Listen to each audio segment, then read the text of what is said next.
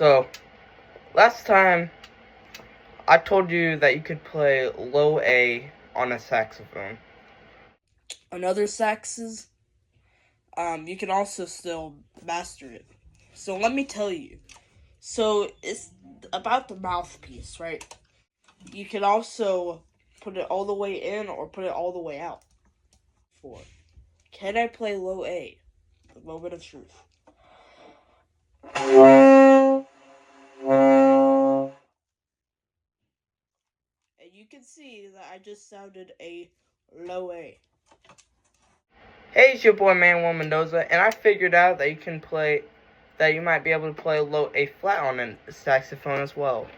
So, first of all, the way that I told you how to play low A was not really exactly correct.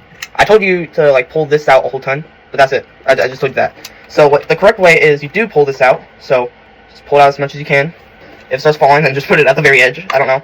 And then you have to adjust the neck so that you can play your low A. This makes the neck longer, but the bigger the instrument is, the lower note you can play. So that's probably why. So let's try playing low A now. So that gets you a good, slightly tuned low A. Concert pitch, that's C, concert C on E flat instruments, concert G on B flat instruments. So that's actually a much tuner one. The last one was it was more like a very flat B flat basically. So now onto A flat. Now that we've gotten low A out of the way, let's figure out A flat. So you keep this the way it is, okay? You gotta keep it. Otherwise, it's gonna just use the same thing. So you keep this, and you get a good about a stack of paper, maybe even a notebook. I don't really care. And you just roll it up and put it straight into the horn. Then you get another stack, and you put it inside here. And this is supposed to make it this is supposed to protect it. You know, that way it doesn't fall out because it's gonna fall out. So let's push in this a little bit. You can push in it a little. It's just yeah. Okay, so I was wrong. So you just need one thing of paper, not two things of paper. So just one thing of paper will do. So this should be able to let you play. Well, it depends on where you play it at. So if I play a G, it's gonna play a half step lower. Now you may be thinking, Manuel, that's just gonna make low B flat play low A. You're gonna see here in a second. So let's just go, I guess, low D.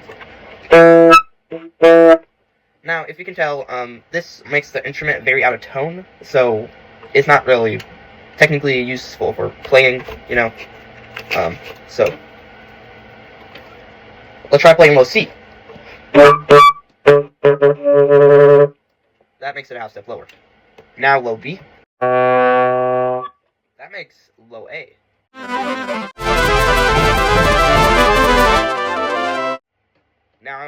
Now you may be thinking, if low B makes the sound of low A, what do you think my low B flat sound?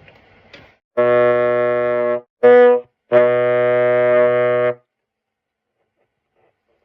that makes low A flat.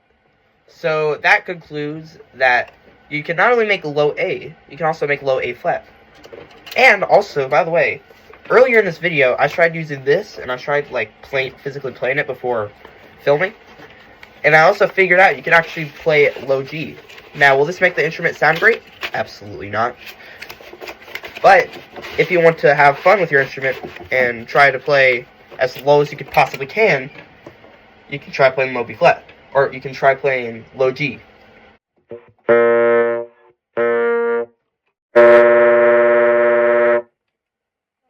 So there, you can also play low G as well. But you may be thinking, hey, well, this is just on alto. How am I supposed to know if I'm on, say, tenor? Well, then let's try it on tenor. Alright, now we got a tenor sax. So that's the sound of a tenor sax. I know, surprising, right? This is a tenor sax. You've seen this tenor sax a couple times on this channel. In fact, in shorts, I've actually started to use this tenor sax for the bass parts. So we're gonna try testing this. We're gonna try testing the theory that we use for alto sax and put it on tenor sax. So start with increasing the neck, then the mouthpiece. Now this mouthpiece is has a bigger. It has like a bigger hole, so it can't really go out as far without it just falling off, you know. So let's try to see if it can play low A.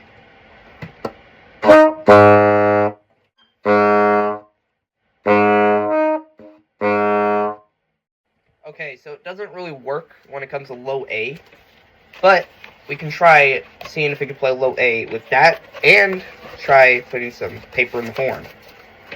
So now we got our little, I guess, in terms of trumpets, I guess you can say a mute, because it also sort of makes it a lot harder to play. So, also, by the way, if my saxophones sound any bad, it's because I'm doing all these random modifications. So they'll sound good, just without the modifications.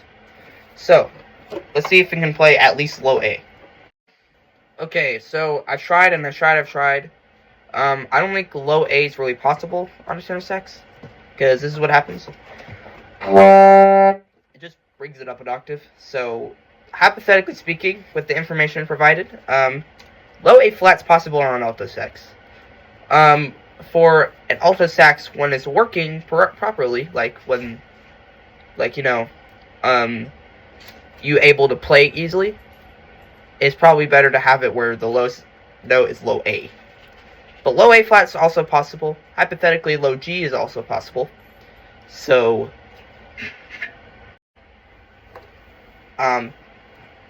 but it's not really practical for instrumental use, unless if you're trying to just test your instrument.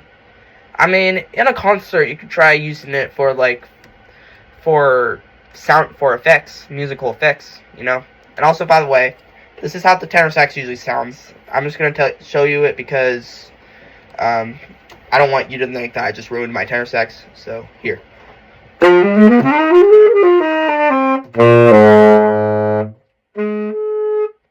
So it sounds fine.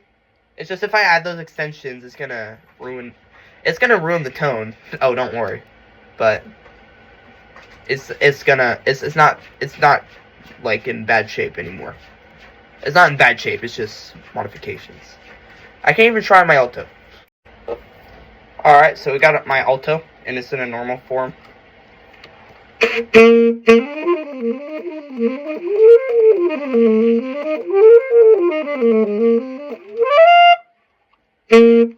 So this is fine. So thanks for watching. I hope you like, subscribe, hit the bell, and share. And I hope you enjoyed this. I hope you got a good amount of information from this. And yeah, I'll see you guys in the next video. Bye.